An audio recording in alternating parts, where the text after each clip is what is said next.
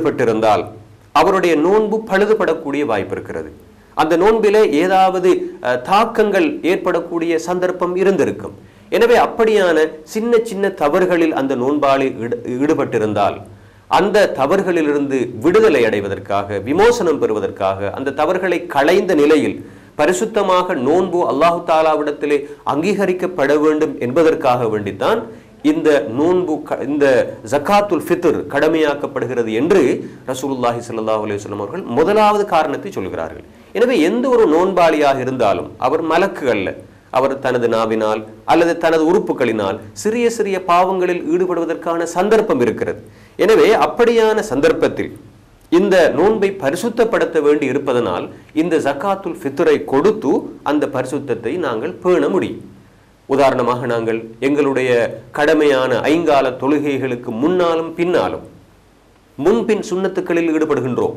ஏன் ஈடுபடுகிறோம் என்றால் அந்த கடமையான அந்த ஃபர்லான அந்த தொழுகைகளிலே ஏதாவது தப்பு தவறுகள், சிறிய சிறிய தவறுகள் இடம்பெற்றிருக்க முடியும். எனவே அவற்றிலிருந்து எங்களை பரிசுத்தப்படுத்திக் கொள்வதற்கு, அந்த தொழுகைகளை பரிபூர்ணப்படுத்திக் கொள்வதற்காக வேண்டி நாம் அந்த சுன்னத்தான அந்த வணக்கங்களிலே, அந்த தொழுகையிலே நாங்கள் ஈடுபடுகின்ற பொழுது அங்கு அந்த பரிசுத்தத்தை பெற்றுக்கொள்கிறோம். அதே போன்றுதான் இவ்வாறான இந்த ஜகாத்துல் ஃபித்ரை கொடுப்பதன் மூலமாக ஃபர்லான நோன்பில் இடம்பெற்ற சிறிய சிறிய தவறுகளை அல்லாஹு தாலா மன்னித்துக் கொள்கிறான் என்ற கருத்தில் ரசூலுல்லாஹி ஸல்லல்லாஹு அலைஹி வஸல்லம் அவர்கள் துஹுரத்தன் லிஸ்ஸாயிம் என்ற வசனத்தை பிரயோகித்திருக்கிறார்கள். மேலும் அவர்கள் சொன்னார்கள், துஅமத்தல் லில் மசாகீன், இந்த ஜகாத்துல் ஃபித்ரின் மூலமாக இன்னும் ஒரு நோக்கம் நிறைவேறுகிறது. மிஸ்கீன்கள், ஏழைகள், வறியவர்கள் தங்களுக்கு தேவையான உணவை அந்த பெருநாள் தினத்திலே பெற்றுக்கொள்வதற்கான வாய்ப்பு இருக்கிறது, சந்தர்ப்பம் இருக்கிறது என்று சொல்லியிருக்கிறார்கள். எனவே ஏக காலத்தில் இரண்டு நோக்கங்கள் நிறைவேறுகிறது. நோன்பாளி தன்னுடைய நோன்பை பரிசுத்தப்படுத்திக் கொள்கிறார். இரண்டாவதாக இந்த ஏழைகளுக்கு உணவு கிடைக்கிறது. பெருநாளுடைய தினத்திலே எந்த ஒரு ஏழையும் சாப்பிடாமல் இருக்கக்கூடாது. தனது வயிற்று பசியை பூர்ணமாக நிறைவேற்றிக் கொள்ள வேண்டும். அதற்கான வாய்ப்பு சமூகத்திலே இருக்க வேண்டும். அங்கு ஏழைகளாக இருக்கின்ற எவரும் பெருநாளை கொண்டாடுவதிலே பின்னிற்க கூடாது. வசதி படைத்தவர்கள், வாய்ப்பு இருப்பவர்கள் மிகவும் சந்தோஷமாக பெருநாளை கொண்டாடுகின்ற பொழுது ஏழைகள் மாத்திரம் இவ்வாறு பெருநாளை கொண்டாடாமல் அல்லது உண்பதற்கு கூட வசதி இல்லாமல் அந்த நாளை கழிக்க கூடாது என்பதுதான் ரசூலுல்லாஹி ஸல்லல்லாஹு அலைஹி வஸல்லம் அவர்களுடைய எதிர்பார்ப்பாக இருக்கிறது. எனவே இரண்டு நோக்கங்களிலும் ஏக காலத்தில் ஏக காலத்தில் நிறைவடைய வேண்டும் என்பதுதான் இந்த ஜகாத்துல் ஃபித்ருடைய நோக்கமாக இருக்கிறது. இப்போது நாங்கள் இன்னும் ஒரு கேள்விக்கு நாங்கள் வர வேண்டும்.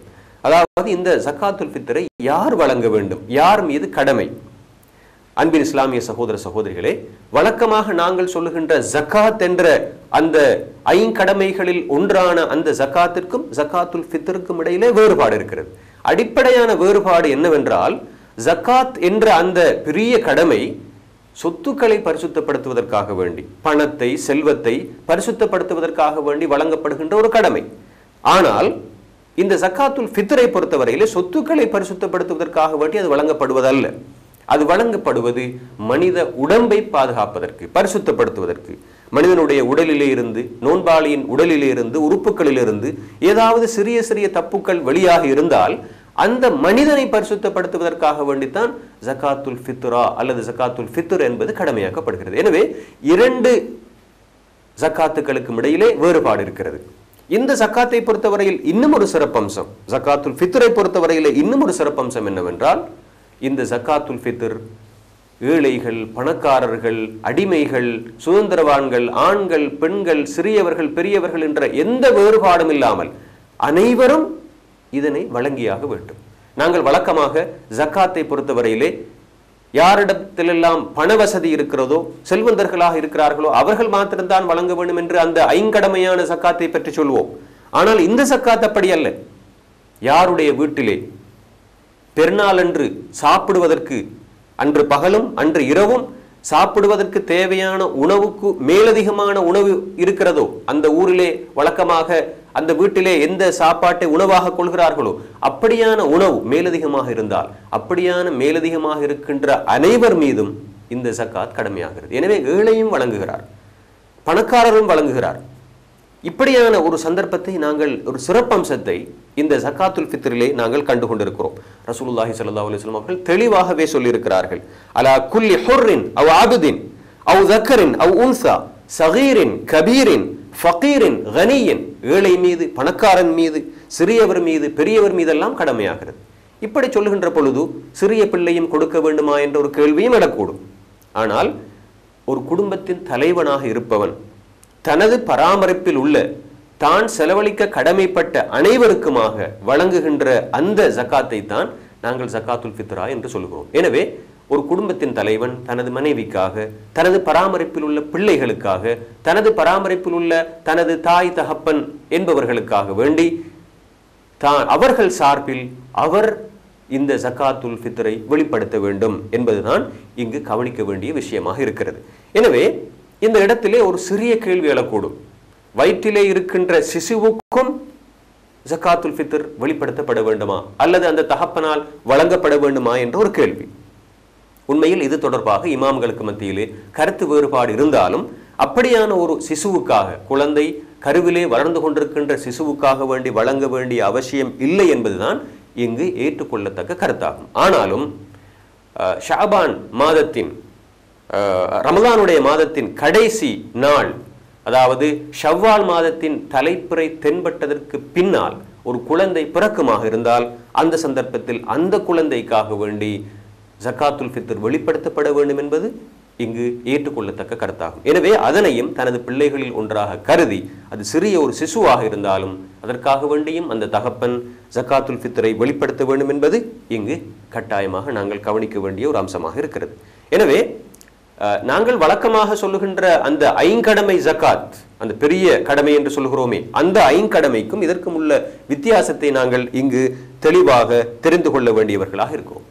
இப்போது ஏழைகளும் இந்த ஜக்காத்துல் ஃபித்ரை வழங்குகிறார்களே, அதாவது ரமலானுடைய பெருநாளின் பகல் இரவு பொழுதுகளிலே தங்களுக்கு தேவையான உணவு போக மேலதிகமாக இருக்கின்றவர்கள் கூட இந்த ஜக்காத்துல் ஃபித்ரை வழங்க வேண்டும் என்று சொல்லுவதாக இருந்தால் ஏழைகளும் இதில் பங்கெடுக்க வேண்டுமா, அவர்களும் ஜக்காத்துல் ஃபித்ரை வழங்க வேண்டுமா என்ற ஒரு கேள்வி ஏற்படுகிறது. உண்மையில் இது ஒரு வித்தியாசமான ஜக்காத். நாங்கள் ஏற்கனவே சொன்னது போல ஒரு வித்தியாசமான ஜக்காத். சமூகத்தில் உள்ள அனைவரும் இதிலே பங்கெடுக்கிறார்கள். ஏழைக்கும் தன்னுடைய பரோபகார தன்மையை வெளிப்படுத்துவதற்கான ஒரு அரிய சந்தர்ப்பத்தை அல்லாஹு தாலா வழங்குகிறான். ஒரு ஏழை கூட தனது பெருநாளுடைய தேவைக்கு மேலதிகமாக இருக்கின்ற அந்த உணவை ஜக்காத்துல் ஃபித்ராக வெளிப்படுத்துகின்ற பொழுது அவருடைய உள்ளத்திலும் ஒரு இரக்க சுபாவம் உருவாகிறது. அவருக்கும் ஒரு சந்தர்ப்பத்தை அல்லாஹு தாலா வழங்குகிறான். ஒரு தடவை அருமை ரசூலுல்லாஹி ஸல்லல்லாஹு அலைஹி வஸல்லம் அவர்கள் சொன்னார்கள், 1,00,000 திர்ஹம்களை விடவும் ஒரு திர்ஹம் முன்னே சென்று விட்டது, மிகைத்து விட்டது என்று சொன்னார்கள். அப்போது சஹாபாக்கள் கேட்டார்கள், யா ரசூலல்லாஹ், அப்படி என்றால் அர்த்தம் என்ன? அவர்கள் சொன்னார்கள், மிகவும் அதிகமான பணத்தொகையை ஒருவன் வைத்திருக்கிறான், செல்வந்தன் வைத்திருக்கிறான், அவன் 1,00,000 திர்ஹம்களை வெளிப்படுத்துகிறான் என்று வைத்துக் கொள்வோம். அதே நேரம் இன்னும் ஒரு 7 இடத்திலே 2 திர்ஹம்கள் தான் இருக்கின்றது. இப்போது 2இல் 1 திர்ஹத்தை அவன் தர்மமாக வெளிப்படுத்துகின்ற பொழுது இந்த லட்சக்கணக்கான திர்ஹங்களை வெளிப்படுத்திய இந்த மனிதனை விடவும் இவனுடைய திர்ஹம் முந்திக் கொண்டது. காரணம், இவன் வறுமையிலும் கூட செலவழிப்பதற்கான மனோநிலையை பெற்று செலவழித்திருக்கிறான் என்ற கருத்தை ரசூலுல்லாஹி ஸல்லல்லாஹு அலைஹி வஸல்லம் அவர்கள் சொன்னார்கள். எனவே அந்த வகையில் பார்க்கின்ற பொழுது இந்த ஏழையும் கூட இப்படியான ஒரு கைங்கரியத்தில் பங்கெடுப்பதற்கான அரிய வாய்ப்பை நாங்கள் இங்கே பார்த்துக் கொள்கின்றோம். அதே நேரம் ஒரு முக்கியமான கேள்வி எழக்கூடும், ஜக்காத்துல் ஃபித்ராக வெளிப்படுத்துகின்ற இந்த பணத்தொகையின் அளவு எவ்வளவு, அல்லது இந்த அரிசி அல்லது கோதுமையின் அல்லது தானியத்தின் அளவு எவ்வளவு என்ற கேள்வியும் எழக்கூடும்.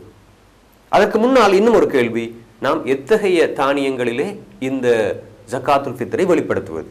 உண்மையில் ஒவ்வொரு ஊரிலும் இருக்கின்ற அந்த ஊரில் இருக்கின்ற மக்கள் பெரும்பாலும் எதனை உணவாக கொள்வார்களோ அந்த உணவிலிருந்து தான் ஜக்காத்துல் ஃபித்ர் வெளிப்படுத்தப்பட வேண்டும். எமது நாட்டை பொறுத்தவரையில் நாம் அதிகமாக அரிசியை தான் உணவாக கொள்கிறோம் என்றால், ஒரு வீட்டிலே சம்பா அரிசியை உணவாக கொள்வார்கள், இன்னும் ஒரு வீட்டிலே நாட்டரிசியை உணவாக கொள்வார்கள் என்றால் அவர்கள் எதனை வழக்கமாக அந்த வீட்டிலே உணவாக கொள்கிறார்களோ அதனிலிருந்து தான் ஜக்காத்துல் ஃபித்ரை வெளிப்படுத்த வேண்டும். நாட்டரிசியை வழக்கமாகவே தமது வீடுகளிலே சாப்பாட்டுக்காக வேண்டி, உணவுக்காக வேண்டி எடுப்பவர்கள் அந்த நாட்டரிசியிலிருந்து தான் ஜக்காத்துல் ஃபித்ரை வெளிப்படுத்துவார்கள். எனவே எந்த அளவு என்ற கேள்வி அடுத்ததாக எழக்கூடும். வழக்கமாக ஹதீஸ்களை நாங்கள் அவதானிக்கின்ற பொழுது தற்கால அளவின்படி அரிசியை எடுத்துக்கொண்டால் அல்லது கோதுமை மாவிலிருந்து நாங்கள் வெளிப்படுத்துவதாக இருந்தால் 2 கிலோவும் 176 கிராம்களும் ஒரு தலைக்காக வேண்டி ஜக்காத்துல் ஃபித்ராக வெளிப்படுத்தப்பட வேண்டும். ஆனால் அரிசியை பொறுத்தவரையில் அதனுடைய பாரம் குறைவு என்பதனால் எமது நாட்டை பொறுத்தவரையில் அது சம்பாவாக இருக்கலாம் அல்லது நாட்டரிசியாக இருக்கலாம், 2.25 கிலோ தலைக்கு கொடுப்பது பொருத்தமானதாக இருக்க முடியும். எனவே 2.25 கிலோ என்ற வகையில் ஒவ்வொருவருக்காக வேண்டியும் வெளிப்படுத்தி விட்டால் அந்த கடமையிலிருந்து நாங்கள் தப்பித்துக் கொள்ள முடியும், அந்த கடமையை நிறைவு செய்தவர்களாக கருதப்படுவோம். எனவே அன்பின் இஸ்லாமிய சகோதர சகோதரிகளே, 2.25 கிலோ தான் ஒருவருக்காக வேண்டி கொடுக்க வேண்டும் என்று சொல்லப்படுகின்ற பொழுது மேலதிகமாக ஒருவர் கொடுக்க விரும்பினால், உதாரணமாக ஒருவர் 5 கிலோ கொடுப்பதற்கு விரும்புகிறார் ஒரு தலைக்கு என்று வைத்துக் கொள்வோம். அவருடைய வீட்டிலே 10 பேர் இருக்கிறார்கள் என்றால் 50 கிலோவை அவர் வெளிப்படுத்த விரும்புகிறார் என்றால் அது அவருக்கு நன்மையை பெற்றுத்தரும். அதில் எந்த விதமான தவறும் கிடையாது. வழக்கமாக அந்த ஐங்கடமையாகிய ஜக்காத்தை பொறுத்தவரையிலும் இந்த உண்மை பொருத்தமாகும். எனவே ஒருவர் தனது ஜக்காத்துல் ஃபித்ரை மிக அதிகமாக கொடுக்க விரும்புகிறார் என்றால் நிச்சயமாக அது அவரை பொறுத்தது என்பதனையும் இந்த இடத்திலே கவனத்திலே கொள்ள வேண்டும். அதே நேரம் அரிசியை மாத்திரம் தானா கொடுக்க வேண்டும் எமது நாட்டை பொறுத்தவரையிலே, அதிலே பெறுமதியை கொடுக்க முடியாதா என்ற ஒரு கேள்வியும் எழுகின்ற பொழுது நிச்சயமாக பெறுமதியை கொடுக்க முடியும் என்ற கருத்தை நாங்கள் இந்த இடத்திலே வலியுறுத்த விரும்புகின்றோம். ஏனென்றால் இமாம்களான Abu Hanifa, Umar ibn Abdul Azeez, இமாம் ஹசன், அத்வா, ஃபௌரி போன்ற இமாம்கள் கட்டாயம் தானியமாகத்தான் கொடுக்க வேண்டும் என்ற கருத்தை ஏற்றுக்கொள்ளவில்லை.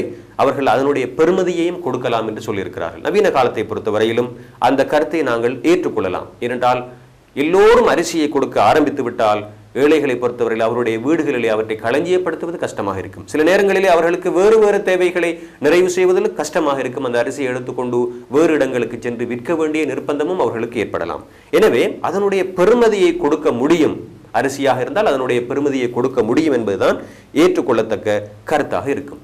அதே நேரம் எந்த நேரத்தில் இந்த ஜக்காத்துல் ஃபித்ரை வெளிப்படுத்துவது என்ற விஷயத்திலும் சில கருத்து வேறுபாடுகள் இருக்கின்றன. சிலர் ரமலானுடைய மாதத்தின் கடைசி நாளுடைய சூரியன் மறைந்ததுடன் இந்த கடமை ஆரம்பிக்கிறது என்று சொல்வார்கள். இன்னும் சிலர் ரமலானுடைய பெருநாளின் காலை உதயமானதோடு இந்த கடமை ஆரம்பமாகிறது என்று சொல்வார்கள். எனவே இந்த 2 பிரதானமான கருத்து வேறுபாடுகளுக்கும் அப்பால் இன்னும் ஒரு கருத்தும் இருக்கிறது. இமாம் ஷாஃபிஈ ரஹ்மத்துல்லாஹி அலைஹி அவர்களும் அந்த கருத்தை சொல்கிறார்கள். ரமலானுடைய ஆரம்பத்திலிருந்தே ஜக்காத்துல் ஃபித்ரை கொடுக்க முடியும். இமாம் அபு ஹனீஃபா எந்த அளவு தூரம் இதிலே விரிவான கருத்தை கொண்டார்கள் என்றால், இந்த இஸ்லாமிய கலண்டரின் முதலாவது மாதத்திலிருந்தே, முஹர்ரம் மாதத்திலிருந்தே இந்த ஜக்காத்தை கொடுக்கலாம் என்ற கருத்தை கூட அவர்கள் கொண்டிருக்கிறார்கள். எனவே இந்த கருத்துக்களுக்கு மத்தியிலிருந்து ரமலானுடைய ஆரம்ப பகுதியிலிருந்து அல்லது நடுப்பகுதியிலிருந்தே இந்த ஜக்காத்துல் ஃபித்ரை கொடுப்பதற்கு முடியும் என்ற கருத்தை நாங்கள் தேர்ந்தெடுக்கலாம். காரணம், நாம் இந்த இடத்தில் ஒரு முக்கியமான விஷயத்தை கவனத்திலே கொள்ள வேண்டும். ஜக்காத்துல் ஃபித்ரை தனிப்பட்ட முறையில் ஒவ்வொருவரும் கொடுப்பதனை விடவும் அந்த பள்ளியின் நிர்வாகத்தின் ஊடாக அல்லது அந்த பள்ளியில் அந்த ஊரில் இருக்கின்ற சங்கங்கள் அமைப்புகள் ஊடாக ஒன்று திரட்டி அதனை களஞ்சியப்படுத்தி பொருத்தமானவர்களுக்கு பொருத்தமான அளவுகளிலே விநியோகிப்பதற்கான முயற்சிகளை எடுப்பது மிகவும் பொருத்தமானதாக இருக்கும். இப்படியாக சேகரிப்பதற்கும் களஞ்சியப்படுத்துவதற்கும் விநியோகிப்பதற்கும் சில நாட்கள் தேவைப்படும் என்பதனால் கடைசி நாள் வரைக்கும் ரமலானிலே பொறுத்து கொண்டிருக்காமல் நாங்கள் சற்று அதிகமாக முன்கூட்டியே இந்த ஜக்காத்துல் ஃபித்ரை கொடுப்பதற்கான முயற்சிகளிலே நாங்கள் ஈடுபடலாம் என்பதனையும் இந்த இடத்திலே கூறிக்கொள்ள விரும்புகின்றோம். எனவே இறுதியாக இந்த ஜக்காத்துல் ஃபித்ர் என்ற இந்த முக்கியமான கைங்கரியத்திலே ரமலானுடைய மாதத்திலே நாங்கள் ஈடுபடுவதன் மூலமாக அல்லது ரமலான் மாதம் முடிவடைந்ததுடன் அதில் ஈடுபடுவதன் மூலமாக எங்களுடைய நோன்பு பரிசுத்தப்படுகிறது. அதே நேரம் எமது சமுதாயத்தில் இருக்கின்ற ஏழைகளுக்கு அது உணவாக அமையும் என்ற கருத்தையும் சொல்லி அல்லாஹு தாலா எங்களுடைய நோன்பை பரிசுத்தமானதாக அங்கீகரிக்க வேண்டும் என்ற அந்த பிரார்த்தனையோடு முடித்துக் கொள்கின்றோம். வாஹிர் தஅவானா அனில் ஹம்துலில்லாஹி ரப்பில் ஆலமீன். வஸ்ஸலாமு அலைக்கும் வரஹ்மத்துல்லாஹி வபரகாத்துஹு.